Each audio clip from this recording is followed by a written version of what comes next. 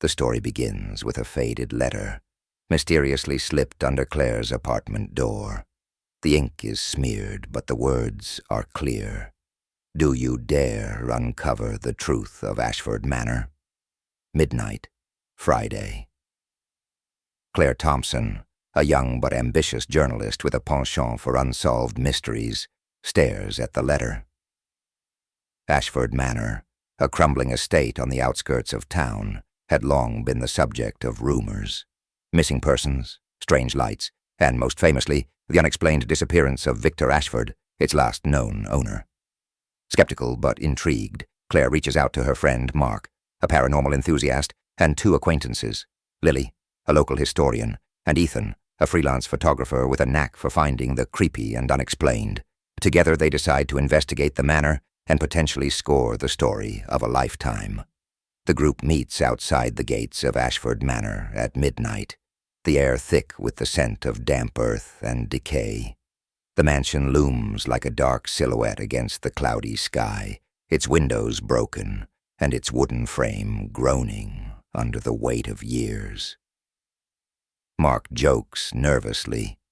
Looks like the set of every bad horror movie ever. The iron gates creak open with an unsettling ease, as if welcoming them in. Ethan snaps a photo of the entrance, but when he checks his camera, the image is distorted, nothing but static and a faint shadow where the gate should be. It's just a glitch, Ethan mutters, but his hands tremble slightly. The grand foyer is eerily pristine, considering the mansion's abandoned state. A massive chandelier, crusted with cobwebs, hangs overhead, and a cracked mirror on the far wall seems to distort their reflections. Lily notes how the architecture doesn't match any style from the past century. It's as if this place was designed to feel wrong, she says. As they explore, the group notices unsettling details. A ticking sound echoes faintly, yet there are no visible clocks. Portraits on the walls seem to shift their gaze, following them down the dim corridors. The temperature drops suddenly in some areas, leaving their breaths visible. They reach what appears to be a study. On the desk, Claire finds a journal with Victor Ashford's name engraved on the cover. She flips through it and reads an entry dated a week before his disappearance. The shadows grow restless. I hear them whisper at night, calling my name. This house, it lives and it waits. Suddenly, a loud bang echoes through the house. Mark yells from another room, "Guys, get in here!" The group rushes to find Mark, standing in front of a massive oil painting, a portrait of Victor Ashford.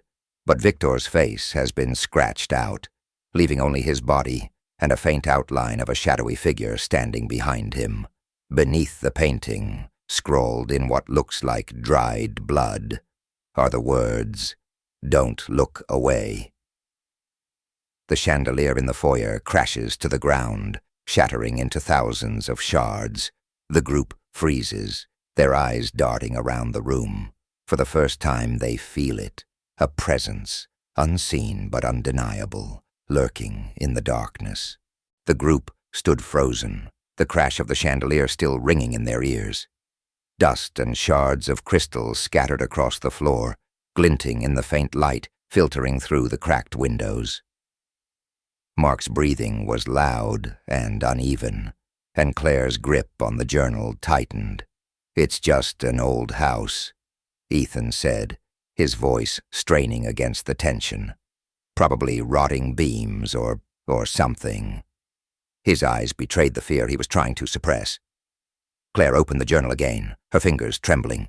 She flipped further ahead, the pages brittle and stained. The handwriting became more frantic, almost illegible.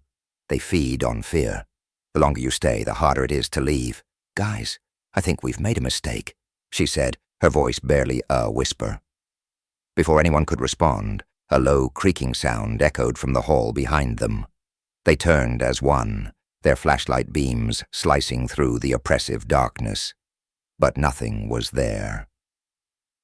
Only the shifting shadows danced on the walls, as if mocking them. "Let's stick together," Lily said, her voice steady, but her knuckles white as she clutched her flashlight. "If this place is really as old as it looks, it might not even be safe structurally." Mark nodded, but his eyes kept darting to the corners of the room where the shadows seemed unnaturally deep. "Agreed. No splitting up." They moved cautiously, leaving the study and heading deeper into the mansion. The air grew colder, and the silence pressed against them like a physical weight. Every step seemed to echo longer than it should, and every turn of the hallway felt identical to the last, as though the house were shifting around them. Ethan was snapping photos as they went, his camera flash briefly illuminating the decaying walls and rotting furniture. "We'll want evidence of this," he muttered, though his tone suggested he was trying to convince himself more than anyone else.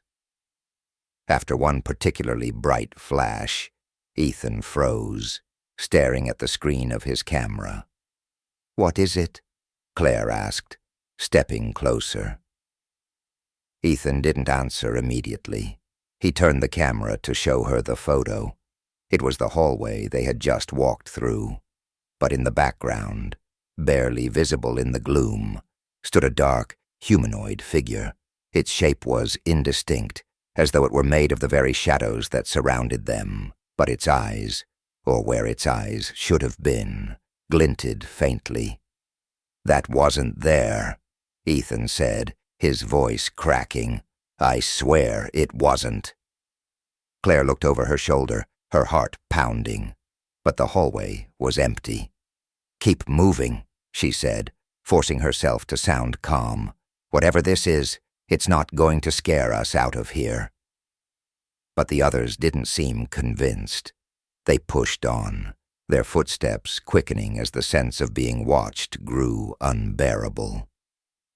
Mark kept muttering under his breath something about the air feeling wrong, and Lily had gone pale, clutching a small necklace around her neck as though it were a lifeline.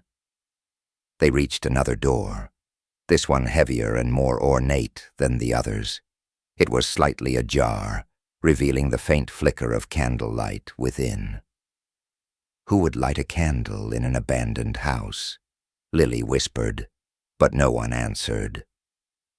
Claire pushed the door open, and they stepped into what appeared to be a dining room. A massive table stretched the length of the room, covered in a thick layer of dust.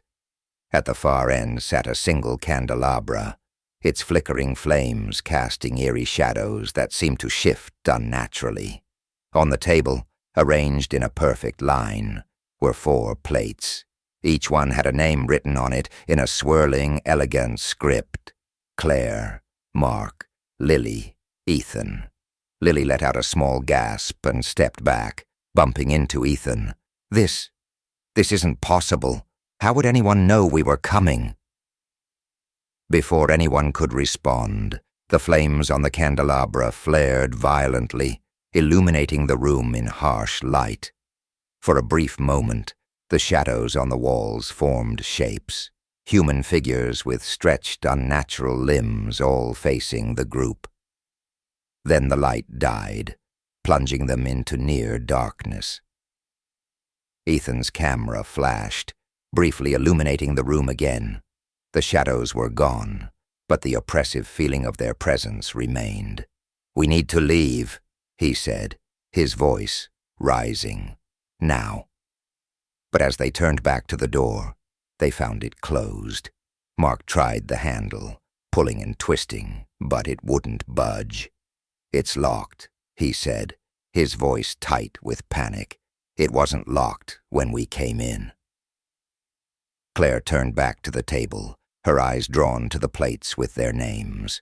In the center of the table, something glinted. It was a key, old, tarnished, and oddly warm to the touch when she picked it up. Beside it, scratched into the wood of the table, were 2 words: "Choose wisely." "What does that mean?" Lily asked, her voice shaking. "I don't know," Claire said, looking at the key, then back at the others. "But whatever's happening here, it wants us to play along." The sound of faint whispers began to fill the room, growing louder and more insistent.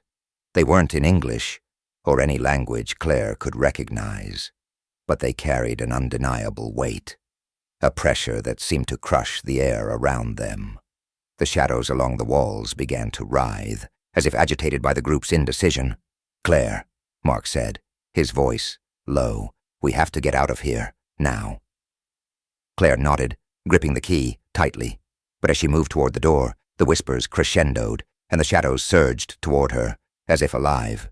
Something in the house didn't want them to leave, and it was just getting started. The whispers rose to a fever pitch as Claire clutched the tarnished key. The shadows writhed around the edges of the room, pressing closer with each passing second. She felt their cold presence brush against her skin like tendrils of icy smoke. "Open the door, Claire," Ethan shouted, his voice trembling with panic. Her hands shook as she slid the key into the lock. The whispers grew deafening, a cacophony of unintelligible voices. She turned the key. For a moment, nothing happened, and then the lock clicked open with a metallic groan. The door creaked ajar, revealing the dark hallway beyond. Before anyone could move, a shadow streaked across the room, slamming the door shut with a force that reverberated through the house. Claire stumbled backward, and the key slipped from her fingers, clattering to the floor. "No!"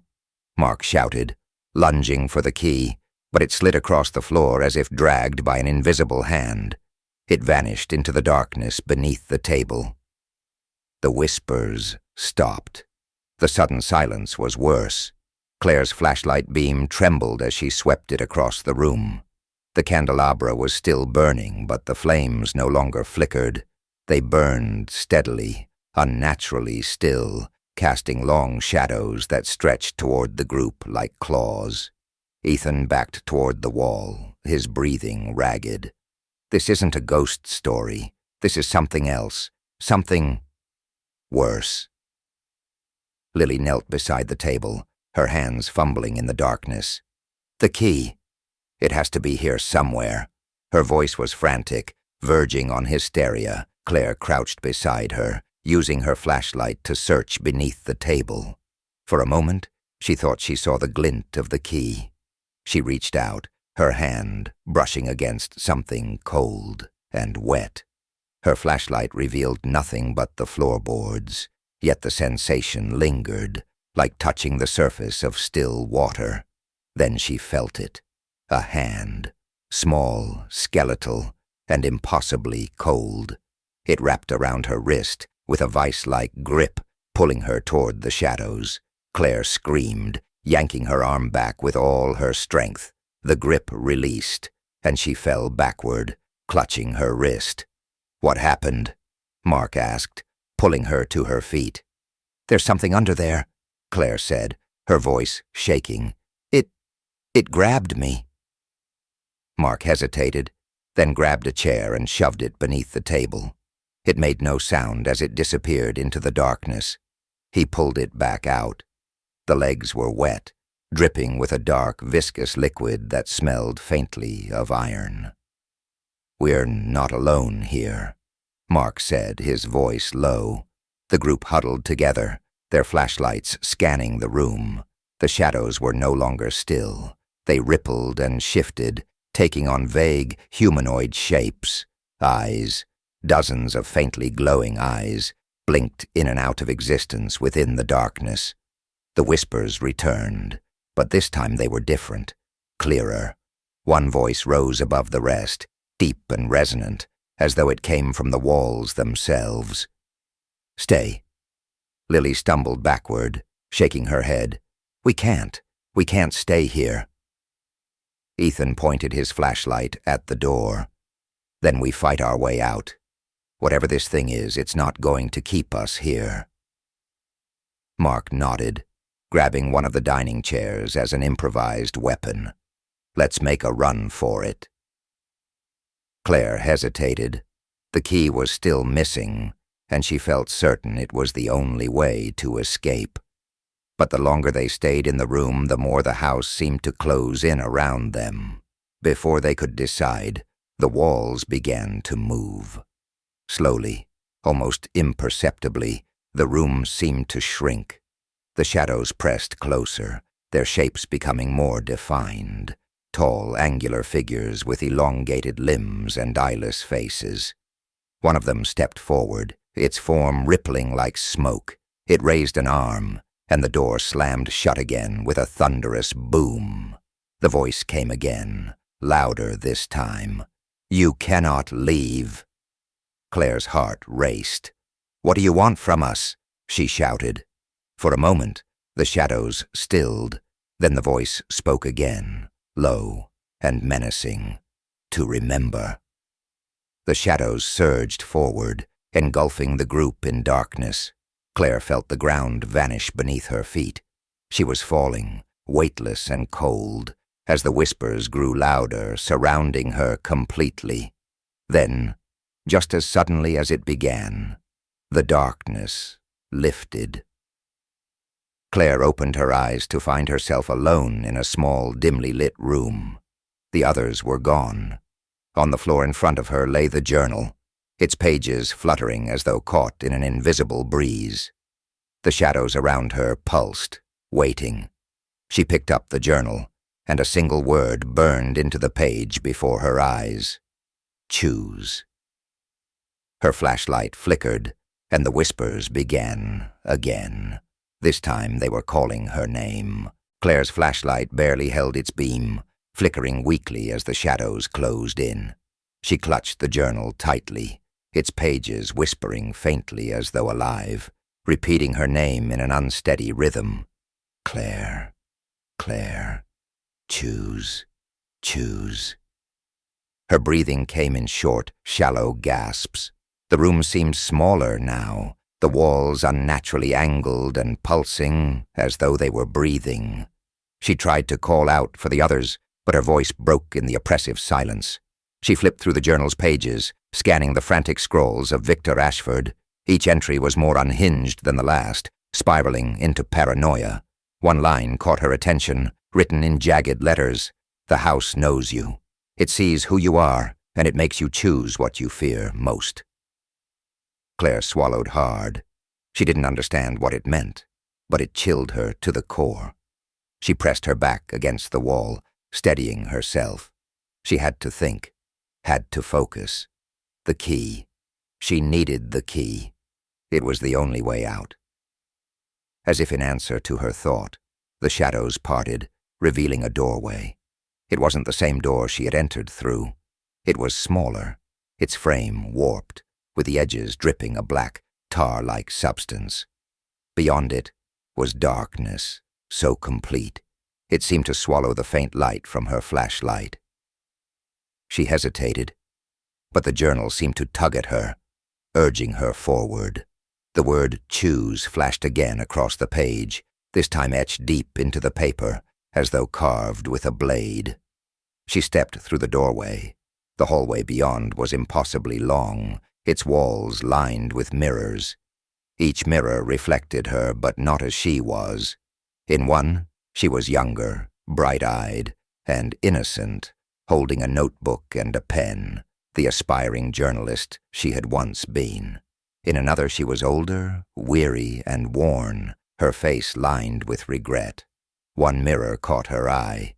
It showed her standing exactly as she was now, except something was wrong. Her reflection wasn't holding the journal. Instead, it clutched the key, its metal tarnished and slick with a dark stain. The reflection smiled, a cruel, knowing grin that sent a shiver down her spine. The reflection mouthed a single word: "Choose." The key appeared in the center of the hallway, suspended in the air, spinning slowly. The whispers returned, louder now, almost deafening. Each step Claire took toward the key felt heavier, as though the house itself were pulling her back. When she reached out for the key, her reflection in the mirrors began to change. They twisted and warped, showing her deepest fears, her friends, their lifeless bodies sprawled across the manor's floor. Herself, trapped in the house forever, consumed by the shadows, and worst of all, an empty, endless void where her existence was erased completely. Her hand hovered over the key. The voice came again, clear and commanding. Choose wisely, or lose everything. Claire grabbed the key. The mirrors shattered in unison, sending shards flying around her. She ducked, shielding herself, and when she looked up, she was no longer in the hallway. She was back in the dining room. The others were there, too. Mark, Ethan, and Lily, standing around the table. Their eyes were blank, their expressions slack. They didn't react to her presence. The plates with their names were gone, replaced by a single ornate box in the center of the table.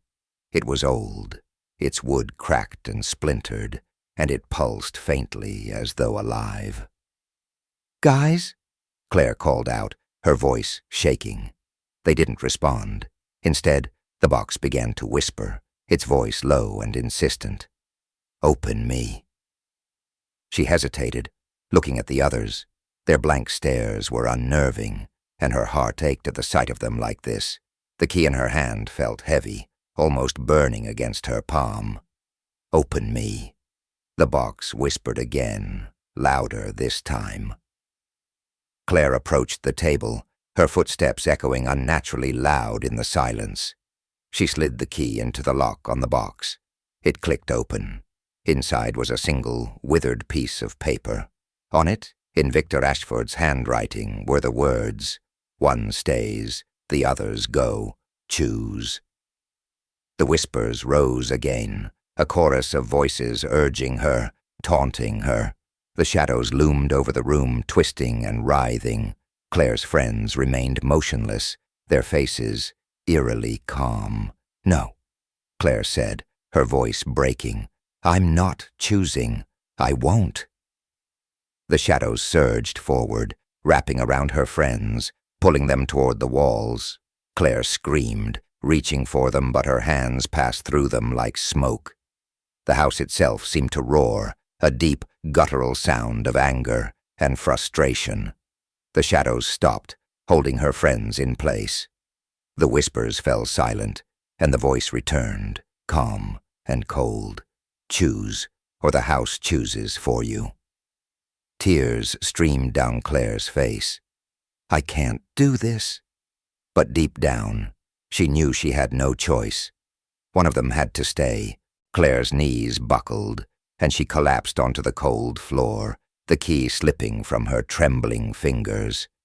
Her breaths came in shallow gasps as the words on the withered paper burned in her mind. "One stays, the others go. Choose." Her friends remained motionless, their faces eerily serene, their eyes staring straight ahead. The shadows pulsed around them, hungry and patient, as though they relished her torment. "No," Claire whispered, her voice cracking.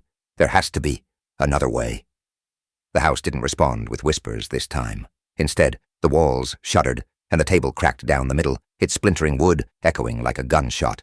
The shadows closed in tighter, swirling around the figures of her friends. Their bodies seemed less solid now, their edges flickering as though they were no longer entirely real. "Claire." Ethan's voice came suddenly, soft and distant, though his lips didn't move. "Do it. Choose." Her head snapped toward him. "Ethan? Are you?" His eyes glistened with something human, a faint spark of awareness. "You have to do it. If you don't, we're all gone." "Don't listen to him," Mark's voice cut through, deeper, more desperate. He still didn't move, but his words filled the room. "The house lies. If you play its game, no one wins." Claire shook her head, tears streaming down her face. I can't do this." The shadows rippled violently, their forms sharpening into grotesque figures, elongated limbs, eyeless faces, mouths that stretched far too wide. They surrounded her friends now, their inky tendrils creeping toward her, as though they would pull her into the darkness if she didn't decide. Claire. Lily's voice, soft and gentle, broke through the chaos. You're strong enough to make this choice. You have to save yourself. No, Claire screamed. There has to be another way. The house roared in frustration, a deafening sound that shook the very ground beneath her. The shadows surged forward, brushing against her, cold and suffocating. The paper on the table burst into flames, but the words remained, glowing brightly, even as the edges of the page curled into ash. One stays. She dropped her head into her hands, her mind racing. Ethan, the rational one. Lily, her anchor. Mark, her protector. She couldn't choose. She loved them all, and the weight of deciding who would remain trapped forever felt like it would crush her. Then a thought pierced through her panic, small but powerful. What if I stay? Claire stood, her legs unsteady, and faced the shadows. Take me, instead. The room fell silent. The shadows froze, their shifting forms pausing, as if considering her words. The voice returned, calm and unyielding. You cannot. The choice is not yours to make. What does that mean? She demanded, her voice shaking with anger and fear. The house whispered again, its tone cold and final. You do not belong to the house, yet. The realization struck her like a physical blow. The house didn't want her. It wanted one of them. She had been brought here to choose, to condemn. The shadows pressed closer, and her friends' voices grew fainter, more desperate. Ethan pleaded, Mark shouted, Lily whispered reassurances, but they all blurred together in a cacophony of despair. Claire clenched her fists, her mind screaming for a solution, a loophole, anything to avoid this impossible choice. Then she remembered the journal. She grabbed it from the floor and flipped to the last page, where Victor Ashford's final entry was written. It was barely legible, scrawled in panicked, uneven lines. The house feeds on guilt. Do not play its game. Take its power. What power? She muttered, her eyes scanning the words frantically. But there was no explanation, only that cryptic phrase. She turned back to the box, its interior now empty but still pulsing faintly. Without thinking, she reached inside. Her fingers touched something cold and sharp. Pain shot through her hand, and she pulled it back to find a deep gash across her palm, blood welling up quickly. The house roared again, this time in fury. The shadows recoiled, swirling chaotically, their shapes losing cohesion. The box glowed faintly, and Claire realized it had been a trap, a way for the house to claim her too. No, she said through gritted teeth, stepping back. I'm not playing your game. The room erupted into chaos. The walls twisted, the floor cracked, and the shadows screamed in rage. Claire dropped to her knees, clutching the journal to her chest, and shouted over the cacophony, I choose nothing. Take your power back. You don't own us. The house shuddered violently, and for a moment, everything went black. When Claire opened her eyes, she was outside, lying on the overgrown lawn of Ashford Manor. The air was still, the stars above shimmering faintly. She sat up, her head spinning, and looked around.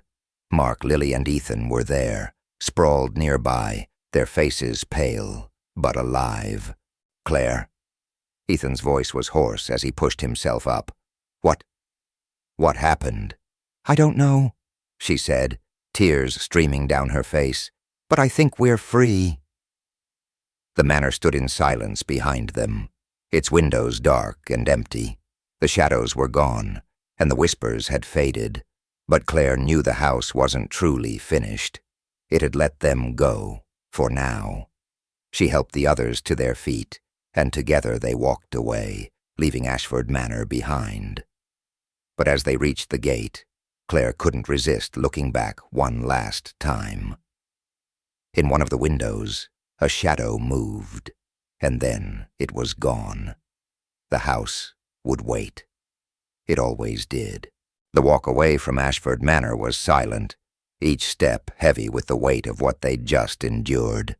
The air outside felt colder now, as though the house had stolen something from them. The faint outline of the manor loomed behind them, its jagged silhouette against the dark sky, a reminder that it wasn't truly gone. Claire couldn't shake the feeling of eyes on her back, even though the shadows seemed to have stayed behind. Did we actually make it out? Lily's voice was barely above a whisper, trembling as she looked over her shoulder. "We're here," Ethan said, though his words sounded more like an attempt to convince himself. His hands trembled as he adjusted the strap of his camera. "We're alive." Claire nodded, but her mind churned. Alive, yes, but free? The shadows, the voice, the impossible choice. They had let them go, but she knew better than to believe it was over.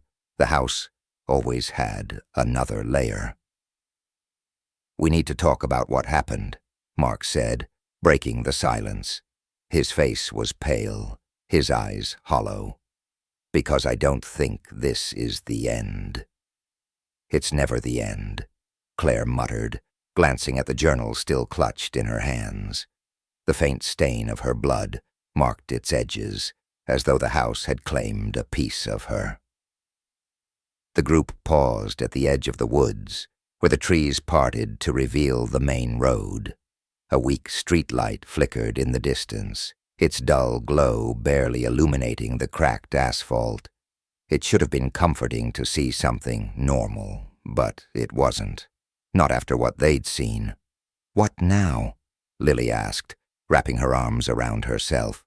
"We can't just go back to our lives, can we?" "No," Claire said firmly. She opened the journal, flipping to its final page again. Victor Ashford's scrawled words stared back at her, clearer now, in the pale moonlight. "The house feeds on guilt. Do not play its game. Take its power." "What does it mean?" she said aloud, though she didn't expect an answer.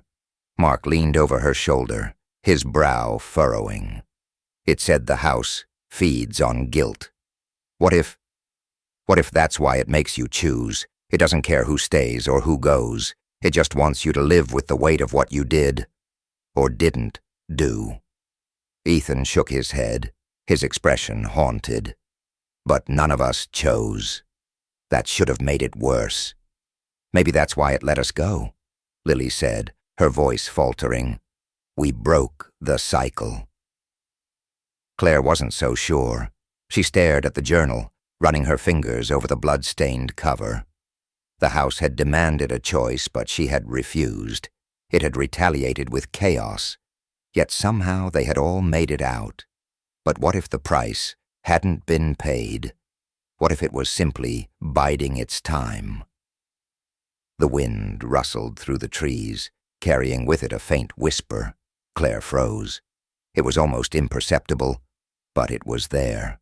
A single word carried on the night air. "Remember." Her heart pounded. "Did you hear that?" she asked, her voice tight. The others exchanged uneasy glances. "Hear what?" Mark asked. Claire turned toward the manor, its dark silhouette barely visible through the trees. For a moment, she thought she saw something in the window. A flicker of movement, a shadow darting past. Then it was gone. "We're not done with this," she said, clutching the journal tighter. "The house let us go. But it's not over. It wants something else." Ethan sighed heavily. "And what are we supposed to do? Go back? Fight it?" "We don't have to fight it," Claire said, her voice steadying. "But we need to understand it. Victor Ashford tried, and he left us clues. This journal, the box, everything. There's something here. We need to figure out what the house really wants." Lily looked horrified. "You're talking about going back, aren't you?" "Not yet," Claire said quickly. "But we can't ignore this. If we don't figure it out, the house will just find someone else." The group fell silent. The idea of returning was unthinkable, yet the weight of what they'd experienced was too heavy to ignore. Ashford Manor had let them go, but it hadn't released its grip entirely. "We'll take some time," Mark said finally, his voice heavy with exhaustion. "We need to rest, regroup. But if you're right, Claire, if it's not over, we'll deal with it together." Claire nodded, though her unease lingered. As they turned toward the road, the manor loomed behind them, its dark windows empty yet watching. The faint whisper of "remember" echoed in her mind, a chilling promise that the house wasn't finished with them. And deep inside, she knew. One way or another they'd have to go back. The days after their escape from Ashford Manor passed in a haze. But the unease never left. For Claire, the whispers stayed with her, lingering at the edge of her thoughts, like a song she couldn't forget. At first, she chalked it up to trauma, a natural response to what they had endured. But as the days turned into a week, it became clear. The house had left its mark on all of them. It started with the dreams. Claire woke each night, drenched in sweat, the whispers from the manor echoing in her ears. The scenes in her dreams were vivid, her standing in the dining room again, her friends seated around the table, their faces frozen in blank, hollow stares. In the center of the table, the box would sit, pulsing faintly, as the voice demanded, "Choose." Her waking hours weren't much better. Every shadow seemed deeper, every sound sharper. She found herself checking over her shoulder constantly, expecting to see something lurking just out of sight. Worse, the journal was changing. The bloodstains on its cover had darkened, and new words appeared on its pages, scrawled in Victor Ashford's familiar handwriting. "You cannot run. The house is part of you now." Claire reached out to the others, hoping to find some comfort in knowing she wasn't alone. But their responses only deepened her unease. Mark was the first to admit that he hadn't been sleeping either. "I see it when I close my eyes," he confessed over the phone. "The house, it's like it's waiting, watching me." Lily was more reluctant to talk, brushing it off as nightmares at first. But when Claire pressed her, she broke down. "Sometimes I feel like I'm still there," she said, her voice trembling. "I wake up, and for a second I swear I'm back in that room." Ethan, ever the skeptic, tried to laugh it off. "We got out, Claire. It's over. The house can't hurt us anymore." But even he sounded unconvinced. The final straw came when Claire found a small key in her apartment. She'd been going through her mail when she felt it. A cold, metallic object nestled at the bottom of the stack. Her stomach dropped as she pulled it out. It was old and tarnished, identical to the one she had used to open the box in the dining room. She dropped it instinctively, the clang of metal against her hardwood floor echoing through the room. When she bent down to pick it up, she noticed something else. A scrap of paper had fallen with it. On it, written in Victor Ashford's jagged script, were the words, "You brought it with you." Claire's hands trembled as she clutched the key and the paper. She couldn't ignore it any longer. Whatever had happened in Ashford Manor wasn't confined to its walls. The house had followed them, and it wasn't going to let them go. She called an emergency meeting, insisting the group meet at her apartment. The others hesitated, clearly shaken, but eventually agreed. When they arrived, the tension was palpable. Mark paced the living room, his arms crossed tightly over his chest. Lily sat on the edge of the couch, her hands clasped so tightly, her knuckles were white. Ethan leaned against the wall, his jaw tight. Claire placed the key and the journal on the table between them. "I don't think it's over," she said, breaking the silence. The house. It's still with us. I've been having dreams, and this, she pointed to the key, showed up in my mail. Mark stopped pacing. You think the house is trying to pull us back? I don't think it ever let us go, Claire said. She hesitated before adding, and I think we brought something out with us. The room went silent. Lily's eyes darted toward the key, her lips pressing into a thin line. What does that mean? What did we bring? Claire opened the journal, flipping to the new entries. She pointed to the latest line. You cannot run. The house is part of you now. We didn't escape, she said. It let us leave because it knew it wouldn't have to keep us there. We're tied to it now. Ethan scoffed, though his voice wavered.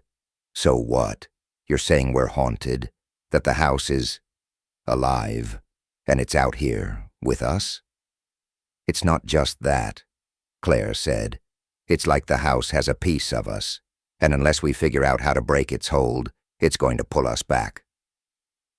The group debated late into the night, arguing over what to do. Mark wanted to confront the house, to go back and find answers. Lily begged them to stay away, to try and forget. Ethan sat quietly, his skepticism fading as the reality of their situation sank in. Finally, Claire made a decision. We have to go back, she said, her voice steady. Not because we want to, but because we have to. If we don't, this will never stop. Lily looked horrified. You're asking us to walk back into that nightmare? I'm asking us to end it, Claire said. For us, and for anyone else the house might try to take. Mark nodded slowly. She's right. If we don't do this, we'll never be free, Ethan sighed, running a hand through his hair. This is insane, but I'm in. Lily hesitated, tears brimming in her eyes. I can't go back there. Claire placed a hand on her shoulder. You don't have to. But if we're right, this might be the only way to stop it. Lily didn't respond, her gaze fixed on the floor. As the group prepared to leave, the tension was suffocating. Claire grabbed the journal and the key, her hands shaking. She felt the weight of what they were about to do pressing down on her, but she also felt something else, a faint spark of determination. Ashford Manor wasn't just a house. It was a predator, feeding on fear, guilt, and despair. And this time they were going back not as its victims, but as its challengers. The road ahead would be dark, but Claire knew they couldn't turn back now. The house had taken enough from them. It was time to take something back. The road back to Ashford Manor was shrouded in silence, broken only by the crunch of gravel underfoot and the occasional rustle of leaves in the wind. Claire gripped the journal tightly, its pages feeling heavier with each step. The house had drawn them back, and though fear pulsed through her veins, she couldn't shake the conviction that this was the only way. Mark walked ahead, his flashlight cutting through the darkness. Ethan stayed close behind, his camera strapped to his chest, as though it offered some measure of control. Lily, despite her protests, had ultimately decided to join them, trailing at the back, her face pale and unreadable. The manor came into view, its jagged silhouette illuminated faintly by the moon. Its broken windows seemed darker now, as though the house itself was staring at them. The air grew colder the closer they came, and a suffocating silence fell over the group as they reached the gates. Mark stopped, turning to face the others. This is it, he said, his voice low. Once we go in, we finish this. No second guessing. Agreed? Claire nodded. Ethan muttered a reluctant, yeah. Lily hesitated, then gave a faint nod. Mark pushed the gates open, their groan echoing unnaturally in the still night. The group stepped inside. The foyer was exactly as they remembered. The shattered chandelier, the warped wooden floors, and the oppressive darkness that seemed to pulse with life. The air felt thicker here, pressing against their skin like a heavy fog.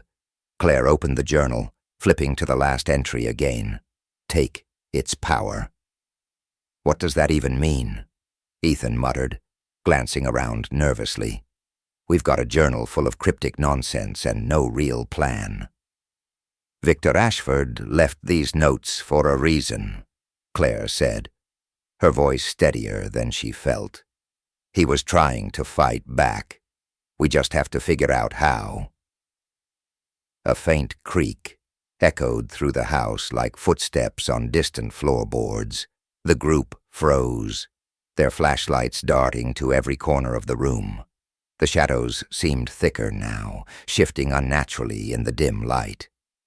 This place knows we're here, Lily whispered, clutching her flashlight tightly. It's watching us.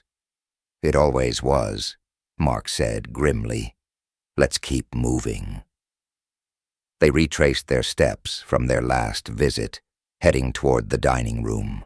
The hallway seemed longer now, its walls distorted and rippling like water.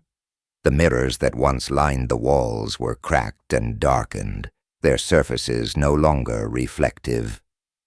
Claire couldn't shake the feeling of being followed, though every time she turned, there was nothing there. The dining room was unchanged, the long table stretching into the shadows. At its center sat the box, the same one Claire had opened during their first visit. Its lock gleamed faintly, as though waiting. Claire stepped forward, the others close behind. The box pulsed faintly, and the shadows along the walls seemed to lean in, drawn to its presence. She hesitated, then placed the key in the lock. As she turned it, the whispers began again, faint at first, then louder, filling the room with a chorus of voices. The box clicked open, and inside was a single blackened page. The words on it were scorched into the paper, glowing faintly. The house feeds, offer it nothing. What does that mean? Lily asked, her voice barely audible over the whispers. It's a warning, Mark said, his jaw tight. It wants us to make a choice. It's trying to force us to give it what it needs. Claire's hands trembled as she picked up the page. The room shuddered violently, the shadows surging forward. The voices grew deafening, forming a single commanding word: choose.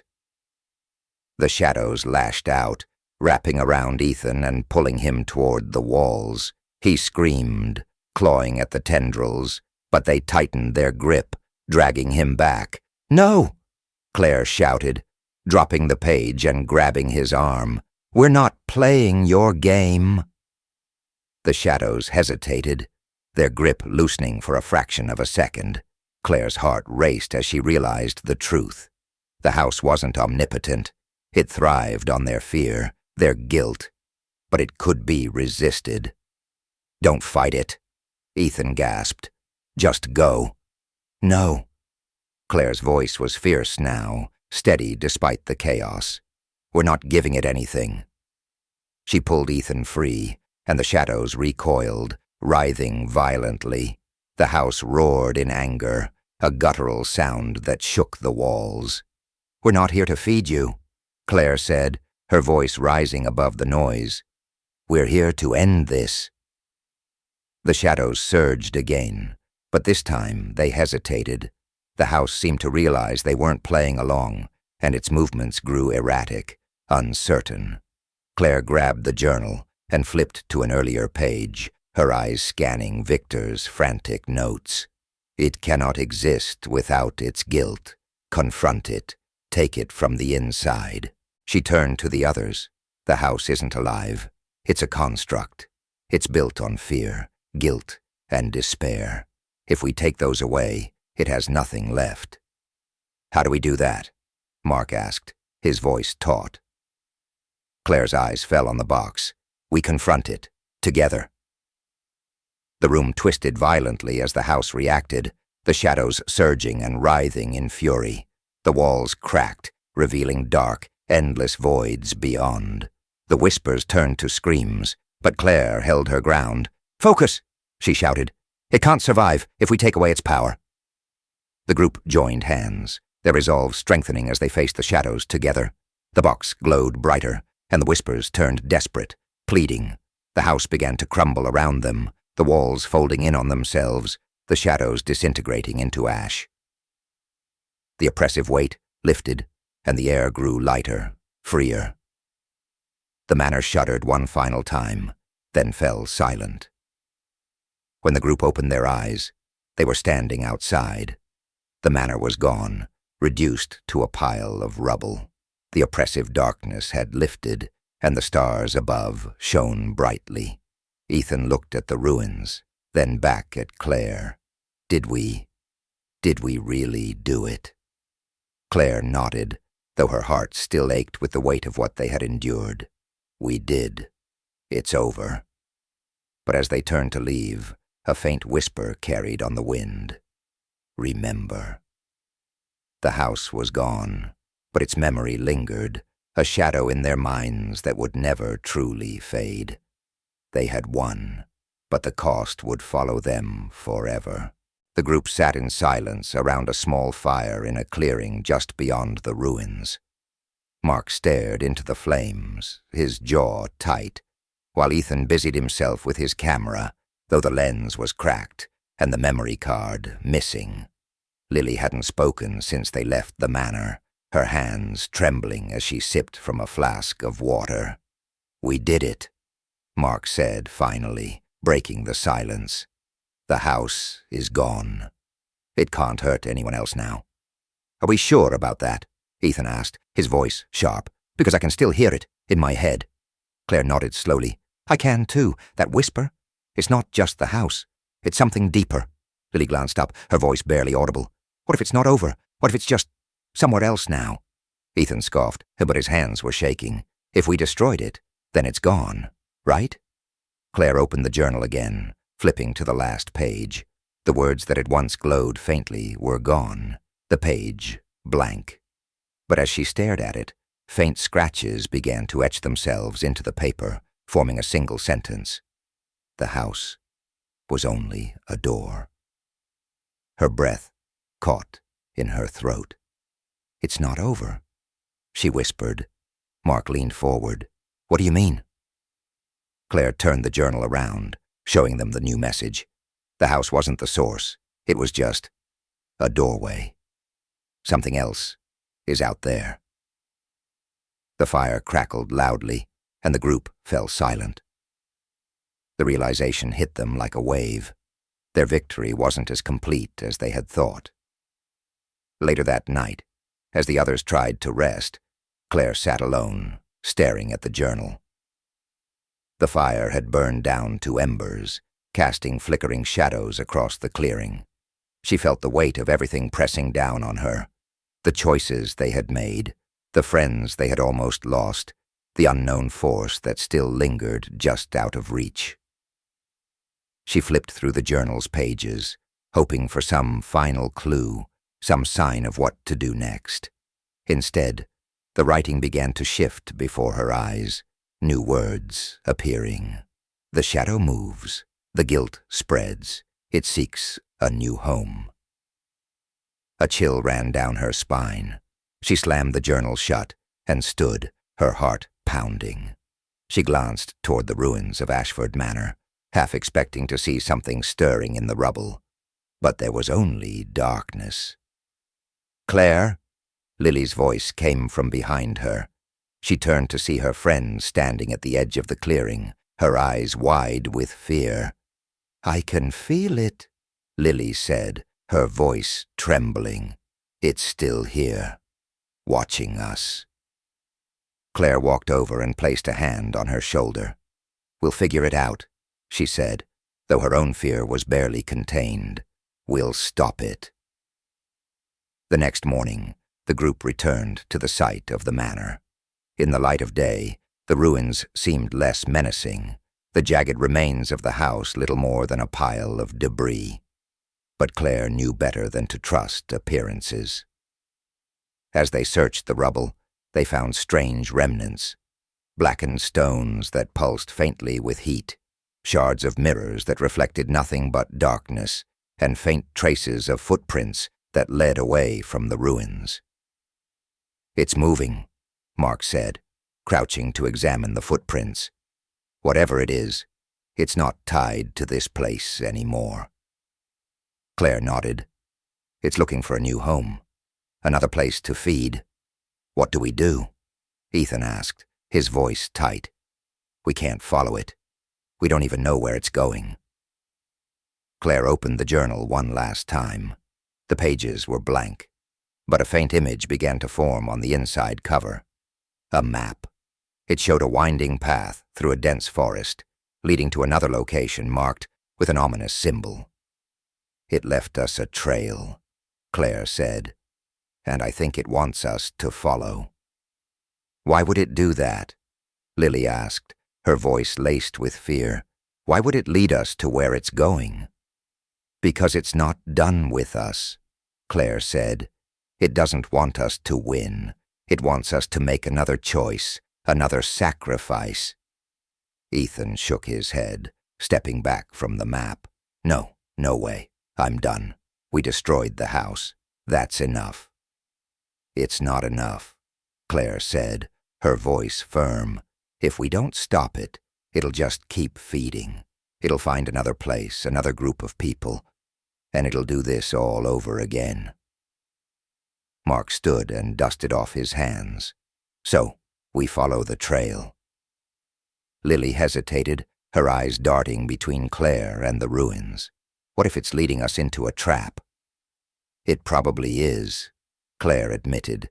"But if we don't go, no one else will, and we've seen what it can do."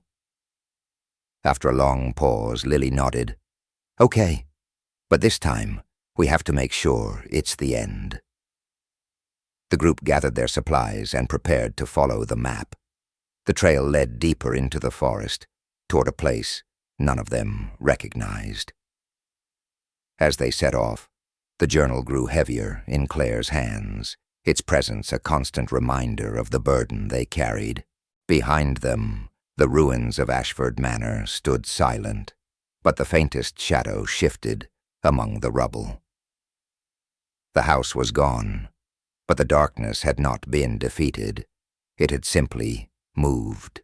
The forest grew denser as they followed the map, the trees looming taller and the shadows stretching longer. The air grew colder, thicker, as though the forest itself resisted their presence. Claire led the group, the journal clutched in her hand, its faint glow their only guide. Each step felt heavier than the last, the oppressive weight of the unknown pressing down on them. No one spoke. The map in the journal seemed to shift as they moved, adjusting to their progress, leading them deeper into the wilderness.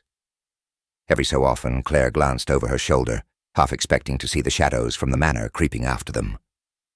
But there was only the forest and the suffocating silence. Hours passed before they reached the clearing. It was unnaturally circular, the ground barren and cracked, as though scorched by fire. At the center stood a towering black stone, its surface smooth and reflective. The air buzzed faintly, a low hum that vibrated through their bones. "What is that?" Lily whispered, her voice barely audible. Mark stepped closer, his flashlight illuminating the stone. Its surface rippled like water, distorting their reflections. Ethan circled it warily, his camera raised, though he hesitated to snap a photo. "It's like the house," Claire said, her voice steady despite the chill that ran through her. "A doorway." Ethan lowered his camera. "A doorway to what?" Claire didn't answer. Instead, she opened the journal again. The map had disappeared, replaced by a new message. "The guilt follows. Break the cycle, or it begins again." She swallowed hard. The house wasn't the end. It was a part of something bigger. This is the source. Mark approached the stone, his hand outstretched. "If we destroy it—" "Don't touch it!" Claire shouted, but it was too late. Mark's fingers brushed the stone, and the world shifted. The clearing vanished, replaced by a void of endless shadows. The group stood on a narrow strip of ground, surrounded by the writhing, inky blackness. The stone now loomed larger, its surface pulsing faintly like a heartbeat. The whispers returned, louder and clearer than before. They came from all around, filling the void with words that felt as though they were being spoken directly into their minds. "You are not free. You never were." Lily clutched Claire's arm, her face pale. "What does it want from us?" "The same thing the house wanted," Claire said, her voice trembling. "It feeds on us, on our guilt, our fear. It's trying to trap us again." Ethan stepped forward, his fists clenched. "No, we're not playing its game this time." The stone began to glow, its surface rippling violently. The shadows surged toward them, forming twisted, humanoid figures with elongated limbs and eyeless faces. They surrounded the group, closing in slowly, their forms flickering like dying flames.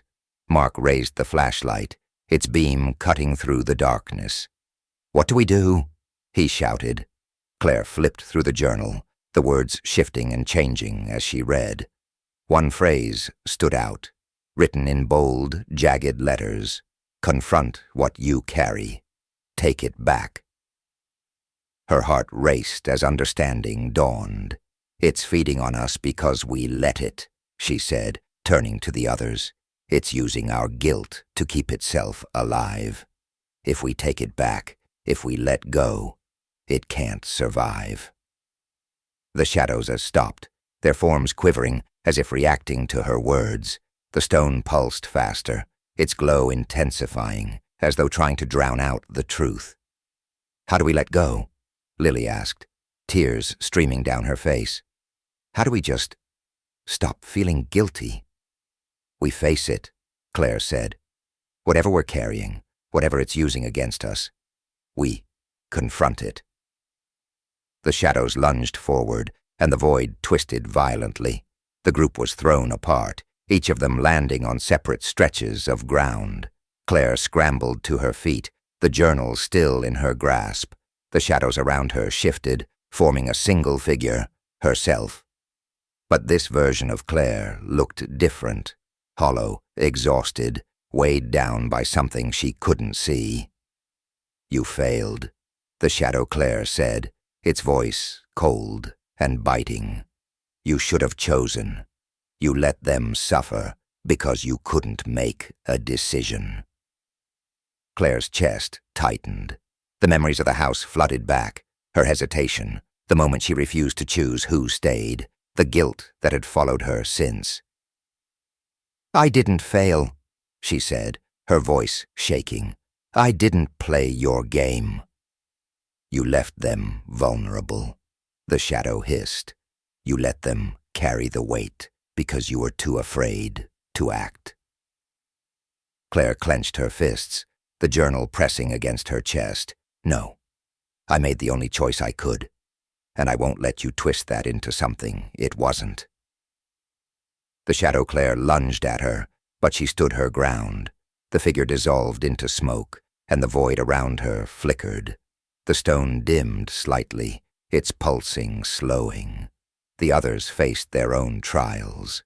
Lily stood before the shadows of her family, their accusing eyes piercing her soul. "You left us," they whispered. "You weren't there when we needed you most." Mark faced a younger version of himself, haunted by choices he'd made, the lives he couldn't save. "You think you're strong," the shadow taunted. "You're weak. You couldn't save them then, and you can't save anyone now." Ethan saw himself, broken and afraid, surrounded by failures he couldn't forget. "You're nothing without your camera," the shadow said. "A fraud, a coward." One by one, they stood against the shadows, facing the guilt that had weighed them down for so long. And one by one, the shadows dissolved, their power fading. When the void cleared, the group stood together before the stone. It no longer glowed, its surface cracked and crumbling. "It's over," Claire said, her voice barely a whisper. The ground trembled, and the stone collapsed into ash, scattering into the wind. The oppressive presence lifted, replaced by a profound stillness. They emerged from the forest at dawn, the first rays of sunlight breaking through the trees. For the first time, the air felt light, free of the weight they had carried for so long. As they reached the edge of the forest, Claire opened the journal one last time. Its pages were blank. Whatever force had bound them to the house, to the stone, was gone. Mark placed a hand on her shoulder. "We did it," Claire nodded, a faint smile breaking through her exhaustion. "We did." The group walked away, leaving the forest behind, and though the memory of Ashford Manor would linger, its power was broken. They were free.